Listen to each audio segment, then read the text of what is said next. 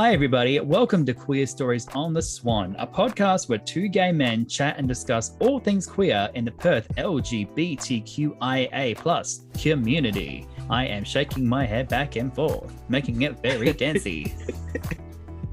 So quirky. I'm your host, Chris. And I'm your other host, Christo. In today's episode, we're talking to our third guest, Chloe.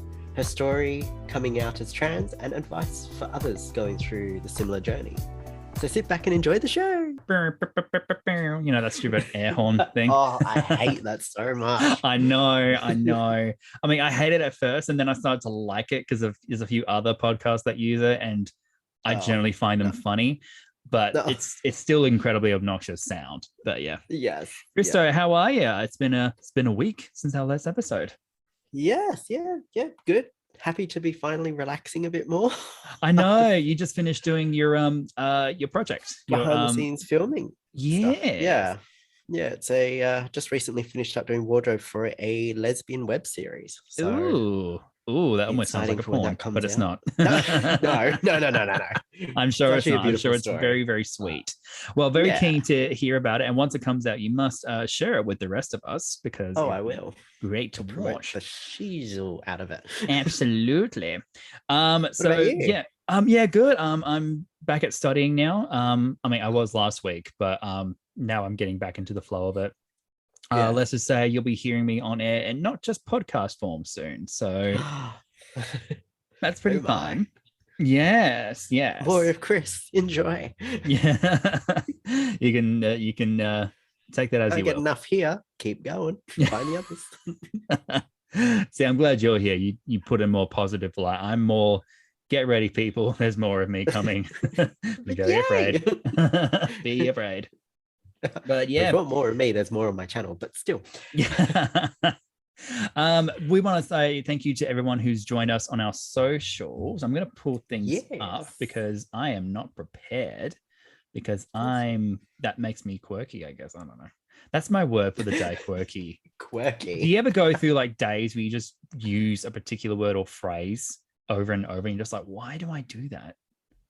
No. Today's word seems to be quirky. So okay. Have a quirky day. I don't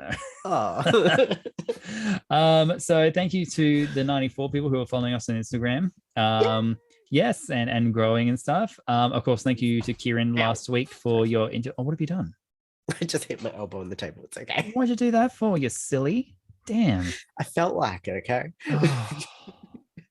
So what? You gotta try and be funny by hitting your funny bone. Is that what it is? Is that what you're trying to do?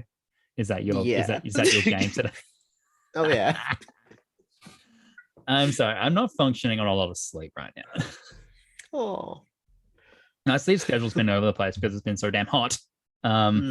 Which it has been for the last couple of months. So anywho, so I think we've prattled on long enough. We have got another guest this week. She is a friend of mine. We studied radio together last year.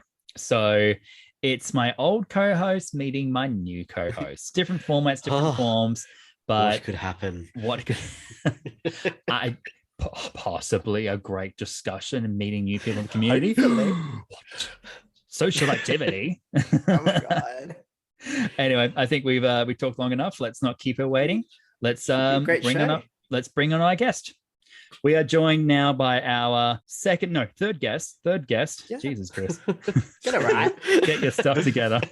with my good friend from radio broadcasting last year and just friend in general, Chloe. Hi, girl. Yay. Hi. Hello. How's it going? Welcome. So we'll just get the pronouns thing out of the way. So I'm Chris. I'm he, him. Christo, you are? I am anything and everything. What about Chloe? What about you? I'm she, her. She, her. Nice. Excellent. So, Chloe, or like how I like to say to you, hey, Chloe. I love doing the Brooklyn accent. Take us from the beginning. Oh, okay. I was born on a dark and stormy night 25 years ago.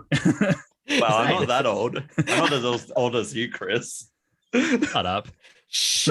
Talk about ages.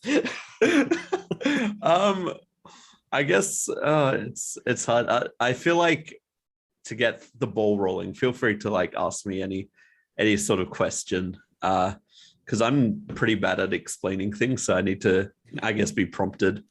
So, so talk about you growing up. So, you know, were you always feeling like I'm not exactly right, or something's not quite right there, or did it take you a while to get to that point? Or I don't know, maybe like subconsciously, like deep down, because I had a fairly like normal childhood, I guess.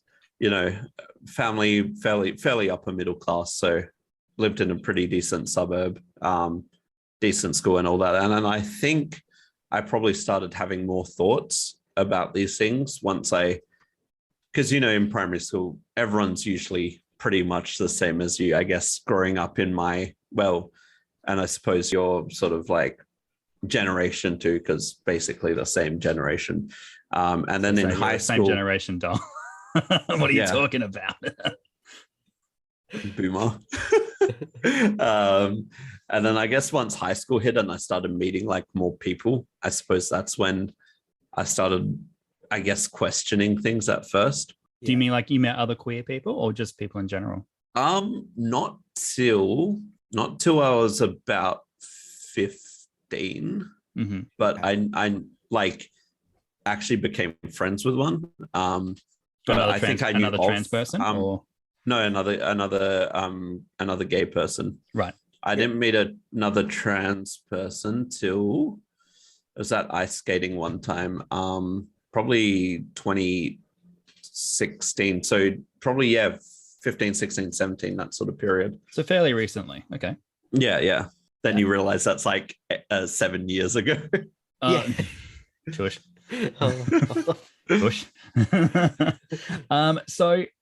So while you're going through high school, did you, because like just talking to people who have come out as trans, who are trans, who or might be questioning, like there's kind of this perception of I'm a woman or I'm a man in the other gender's body. Is that what it felt like for you going through high school, or did that only start happening once you met other queer people, or even primary school? That only started, I want to say, in terms of trans related stuff, probably 2016. Because I went to, God forbid, a private Baptist school. Same. So you know, that was very like, I guess, taboo, and like, you know, a lot of people would probably hide it, whether it be like their gender orientation or sexuality or whatever. And I know I tried to, I guess, hide my sexuality when I did come out as bi back then, but didn't last long. Word spreads fast at high schools. So there you go. But I want to say, 2016. And did you ever have sort of like your youth groups in high school that you go to? Yeah, there was one that I went to like a few times on, I think it'd be like every Friday night or every second Friday or something like that. It was every Friday. Yeah, that kind of social youth group. Yeah, totally. Yeah. So I remember it being one night, and I dabbled in like nail polish and stuff before, just because, and I think I did it. It's weird. I'm having vague memories of like doing it on one hand for like my year 7 graduation. I'm just randomly having those memories now, but my friend did it one night at a youth group, and then after that youth group I really enjoyed having nail polish on and everything, and I really sort of just started like hard questioning and talking to like my close friends about it, about, you know, like what being transgender is, and going on the internet and researching and all that, in the midst of typical year 11, everything's piled on you. Exams, eight. Well, it's not ATAR. Was it TE back in your time, or was it like ATAR? It was ATAR. It was TE when my sisters were around. I don't remember when it changed, but like it must have been recent, because you're 24 this year. Yeah, 23. Yeah. I'm 27. So it must have been just after I left high school. Okay. Yeah, I reckon. Yeah, well, I dropped data after the semester because it was hard. No, It's taking a big old toll. I agree. It's taking a big old toll, and then I breezed through the general pathway, Mhm. which was a very good time. But anyway, except for the like, there was a weird test that was kind of like an exam that you had to do for the general pathway in year 12, and like for whatever reason, nearly everyone failed the business and math ones, and I don't know why. Like it was an average fail on the maths one. Yeah. um, Maths is hard. I mean, I no, could do like maths is hard. I could do like the mental stuff, but when it gets to like problem solving and do these big long equations, show you're working out. No, I know the number. and I know you the can't number. use a calculator. But yeah, like I guess because I was already out as bi and had connected with quite a few queer people, because I came out as bi in mid 2015, I think. Mhm. And then yeah, I started questioning, and then like figuring myself out, which was hard because private Baptist school plus year 11, plus yay mental health, and back then I didn't quite, I guess, get mental health and like what sort of like issues you can have and stuff. I didn't start figuring out that I had some of these like underlying mental health issues till after high school. Yeah.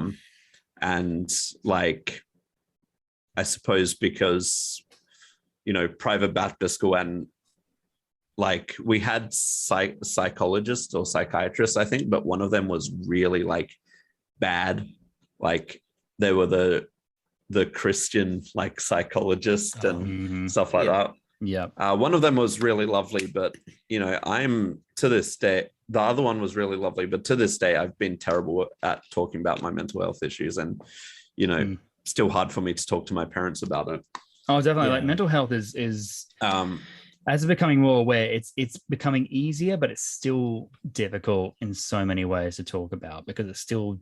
I recently heard the other day, I don't know where it was. I think I was just overhearing a conversation because I'm a nosy person. Yeah, you are. Where like, true. But hence why I'm asking you about your story on the podcast. Yeah, exactly. People talking about anxiety, and they're like, "Oh, anxiety is such a trend these days." I'm like, it's not. It's just that people are waking up to it. Yeah, people it's are more aware of it. It's like a legit issue. Yeah, or they'll say that same thing about like queer identities or being gay. Like there's more gay people and stuff that say it's not a trend. It's just that people are becoming more aware and are realizing, hey, we can actually talk about this stuff. We can actually trickling into the mainstream, I suppose. Yeah, which is great. It's great. I mean, there's always going to be resistance to it, but as the world, so I'm just fixing my headphones. That's okay. As the world grows more aware of it, people are asking for help more, and it's great. Yeah, exactly. And there's a lot more widespread sources, I suppose, as well. Yeah, like even though Reddit can be a terrible place at times, there's some genuinely good like subreddits relating to like gender issues, mental health issues, and stuff, and they're really helpful. Like I remember when I came out to my doctor, which was I think in 2017. He actually went on to like I think the r/transgender Reddit to search for like info because this was all new to him and stuff. And I think I was his first sort of trans patient. And because I guess the timeline was I came out to my close friends. And then the big event happened New Year's Eve 2016. I think I was just on a wild ride. I was just like had all this confidence and stuff for no reason, and I hadn't started drinking yet or anything, so I wasn't drunk or anything. And just I made like a really big post on Facebook about it, and just came out to everyone on my Facebook list. Yeah. So that was a really big moment today, and the reaction was I only really have my sisters and my brother-in-law on Facebook. I don't have my parents on Facebook, so they didn't see it up. Came at a later date. Yep. Yeah.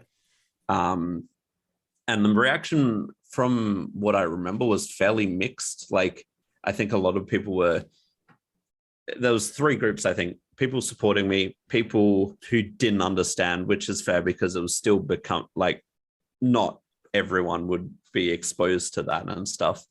And then there's people who were tossers, and that can mostly credit those to probably the popular kids in high school. So yeah, typical and stuff. And then I think it's weird because I think it went into year 12. I don't think from my memory, and my memory is all over the place, that I was asked a lot about it once school started. And I think because there was a whole month of January and then school started, I don't think I was asked a lot about it outside of like friends and stuff, and like me explaining to everyone and that. And so 2017 went by, managed to pass high school, thankfully. Yay. you're here. Just because if you go in the general pathway, you have to do a certificate, and I did Cert 2 in business, and I've explained this story of quite a few times, that my teacher almost lost the booklet with all my assignments in it. She couldn't find it on the last day. Oh my god. So I almost failed high school because my teacher misplaced my booklet. Oh my god. I mean, I had plenty of situations where my teachers actually lost my assessments, and some people say, "Oh, it's the best excuse in the book," next to dog ate it. But what about Dropbox? Yeah. Don't. That's another separate issue entirely. It's a joke. It's a joke. Yeah. Yeah. Chloe and I studied radio last year, and one of the main things was putting our resources into a Dropbox, and one day it was all gone. Anyway, rather not get into all that. Yeah. Oh, big drama there. Yeah. Lots of conspiracy theories and stuff like that. Yeah. Story for another day. Yeah, definitely. That's good. Let me compose myself for a moment. So yeah, then finished high school, and then around November, December 2017, because year 12, you get to flex on all the other school kids, finish like a month early. Yeah. And because I didn't do exams, I got to finish in October. Ooh. All the other ATAR kids had to do exams throughout October, November. Yeah. And then, so I basically had a month and a half free before my graduation, and I did my own leavers and went to Melbourne while everyone was doing exams. Nice. Oh, nice. Nice. The biggest flex. Yeah, the biggest flex. And then I started questioning, like, I went by a different name back then, and it was, I guess, a more feminization. You hear a lot of trans people going by more like feminized versions of their dead names, just to, I guess, for multiple reasons or to make things easier. And that's what I did. Then I realized I was starting to get more and more dysphoric, like hearing the shortened version of my dead name being used as the shortened version of the name I was going by, and I couldn't differentiate the two. So I started having a bit of a name crisis. Then I was like, okay, what do I do? I started talking to my friend at the time, who also went through a name crisis not long before I did. And so I was just like, okay, there's two names I like. There's Chloe and there's Ruby. Ruby's adorable. I wanted to go by either Chloe or Ruby. I liked Chloe for multiple reasons. It's just a nice name. And also the character Chloe from the game Life is Strange is a really big lesbian, and she's great. And then Ruby, I just liked as a name. I like you kind of unique names. Like names after stones, or sometimes even like states and stuff like that. Like very, very sort of not names, I guess. So I was just like, okay, what do I do? And my friend at the time was like, just trial it. Trial which one you like first. So I trialed Chloe, and that sort of just stuck. And I've sort of gone by it ever since. And most people adapted to it. It took a while for some people, like I guess friends that have known me like basically all my life.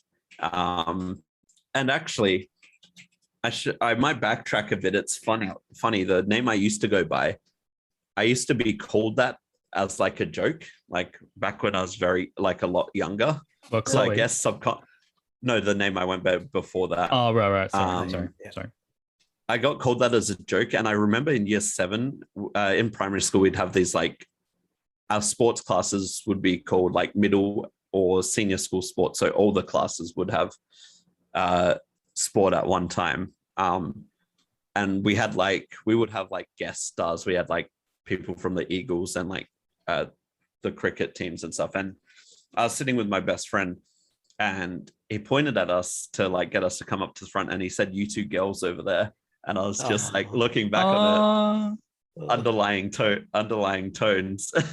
Yeah. So yeah, Chloe stuck, and eventually it's gotten, nearly everyone knows me as that now, and I think the people that don't are no longer a part of my life. So there you go. Yeah. It took a while to get my parents around.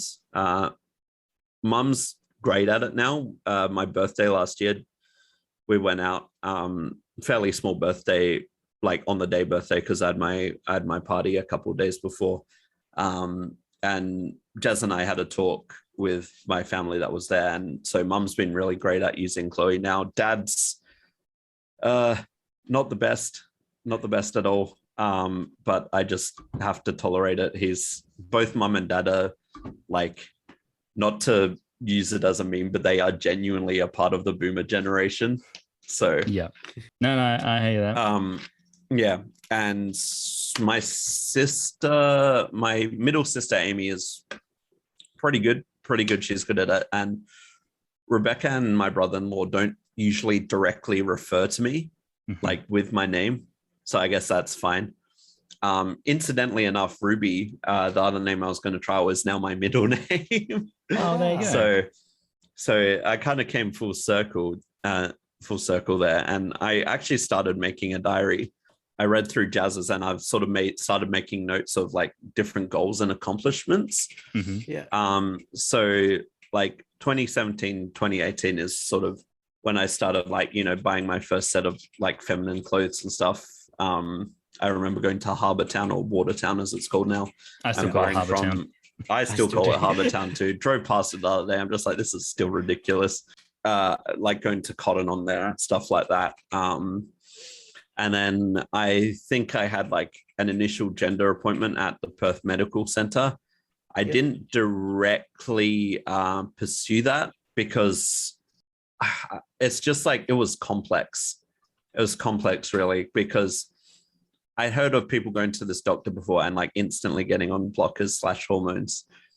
But he was like, to me, he didn't seem sure and was just like, okay, you need to go get blood tests done, which is fine. You need to go get your acne looked at, kind of fair. And you need to go to psychiatrist. And I'm just like, I just never ended up bothering looking into psychiatrists, because I'm just like, I know, like I've been sure of this for the past like 2 years, Yeah. I feel like there shouldn't be any hoops. And then I guess around 2019, my friend at the time, because I was starting to really, really get dysphoric with my dead name, they started a GoFundMe to help get my name changed, which I shared it on Twitter and stuff, because I'm a pretty big Twitter user, and an organization I was a part of at the time. So then, yeah, after that, the GoFundMe mostly worked. I don't think I raised enough, but unfortunately the money raised from that, I think I was in dead at the time or something. So it sort of like auto took it out on my bank account. So unfortunately, didn't quite get to use that. Then there was like, Sorry, I was going to ask, do you remember how much it cost to get a name changed? And is it a different thing for when you're a trans person, or is it just name changing in general? It's name changing in general, I believe. I don't have my red file here, otherwise I could get the invoice. But I believe it was because I had to get. You need a bunch of ID. And it's kind of like with Centrelink, you need IDs from different categories. Yeah. And it's a really annoying. I had to find my birth certificate. Mum couldn't find it. Had to found it myself somehow. And so I took that in. This was July 2021, so last year. I have to go to the births, deaths, marriages office in the city. It's a very in a very nice building, actually. It's like deathly silent. I know, right? Deathly silent. So yeah, I found my birth certificate. And because Mum didn't know that at the time, I was just like, oh, what am I going to do? And at this point, I'd been living with Jazz, my partner, for about 1.5 years. And we're coming up on 2 years living here. Geez, wow. But yeah, like words. English is hard. So I think I had my loaners, my birth certificate, and my bank details, I think. And it's funny, I didn't know that because Mum and Dad must have paid for like a special like artsy like birth certificate, one that had like koalas and stuff on it. I didn't know that wasn't like the normal. And then underneath it, I found like the actual piece of paper like that has the birth certificate on it. Anyway, so I did all that. It cost, I want to say, I think it's about $200 for the name change certificate. $50 for a new birth certificate, and I think another $50 or so to keep the original birth certificate. So all up, it cost me about I think $300. Wow. So pretty pricey, but at least it's not like a super complex process. Like, for example, in Germany, you have to go through like the court system and everything to change your name, and it's ridiculous. Couldn't do that. Absolutely ridiculous. Yeah, no. So that was all handed in, and I decided I've never liked my old middle name. It's a bit weird because it was the name of my dad's dad and my mum's dad, so I had 2 middle names, and I just never liked it. So I rarely told anyone, like even way before I started questioning like whether I was trans or not. So Jazz convinced me to change it because I was umming and ahhing about it. So I changed it to Ruby. Yeah, and I really like it. So that way you get to keep both, Chloe and Ruby. Yeah, exactly. They're both great names. Yeah, exactly. And they mean a lot to me. And thankfully, it was meant to take like a while for that all to process. Thankfully, it took only like a week or 2 for everything to come in the mail. And then once that happened, we went on a bit of a spree where we went to like pretty much Coburn and went to all the different places that needed my name changed, the licensing place, the bank, and Centrelink, Medicare, and got my own Medicare card finally. So that was amazing. And I guess, that was the last big thing of my story, but I haven't told many people. And thanks to a good friend of mine and Jazz's, I started Blockers 2 days ago. Nice. Wow. Nice. So you heard it here first on Queer Stories on the Swan. I, Chloe, have started Blockers, and exclusive take. Exclusive take. They taste horrible, but worth it. Very worth it. I can't imagine. They don't sound super pleasant, but at least it's a step in at least it's a step that I've been waiting for a very long time. Because the Perth Royal Hospital messed up my referral, and so I got put on a waiting list till June to actually. I remember you telling me about that. Yeah, it was ridiculous. It's also quite a lot of process in getting into this whole journey. Yeah. But no, that's good. We really appreciate you telling us your story. So you're doing quite well now. You know, obviously, I know you do like your podcast, your own podcast. Do you want to plug that here or anything? Or sure, it's sure. Why not? You can find it under the name It's Your Friends on YouTube. It's more turned into like a gaming let's play, funny shenanigans channel. Yeah, nice. But it's still a very good time. And I guess if we're plugging things, I stream a lot over on Twitch, twitch.tv/Dawnfire, and my Twitter, if you want to keep up with like my random ramblings, it's at DF Retro on Twitter as well. No, perfect. Thank you so much, Chloe. You're welcome. It was lovely. I will ask you one more question before you go. I know you have to go. I'm being spam pinged. Yeah. Do you have any advice for any young trans people, whether it be female to male, male to female, and going through the journey that you had to go through? Is there any advice you would give them? I'll give my like usual advice, and then I'll give specific advice. So my usual advice is be excellent to each other and party on. Which is definitely relevant for the community, because there's a lack of it sometimes. So it's good advice regardless. And thanks Bill and Ted's Excellent Adventure. So good old Keanu. But specific advice, I guess my biggest takeaway is there are people that will help you, and there are people that will be there for you. Like, you may not think it, but there will always be someone, in my opinion and in my experiences. And if there isn't, there is always online communities you can reach out to, like Trans Folk of WA, Trans Women of WA, LGBTQI plus, the one we're in. On I forgot the name, community on Facebook. There's plenty. So there is people that can help you, and that's my advice. Perfect. Nice. Well, Chloe, thank you so much. We really appreciate you taking the time out of your very busy schedule, because you're a social butterfly. Oh, apparently.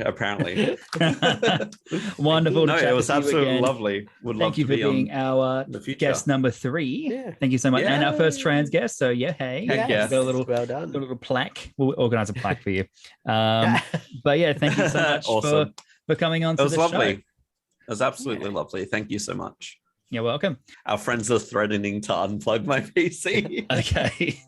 Don't. You're all good now. Thank you. I'll catch you on the flip-flop. Thank you. Right. Bye-bye. Thank you for listening to Queer Stories on the Swan. You can leave a review for us wherever you get your podcasts. And you can find us on our socials on Facebook and Instagram. I'm Chris. And I'm Christo. And stay fabulous.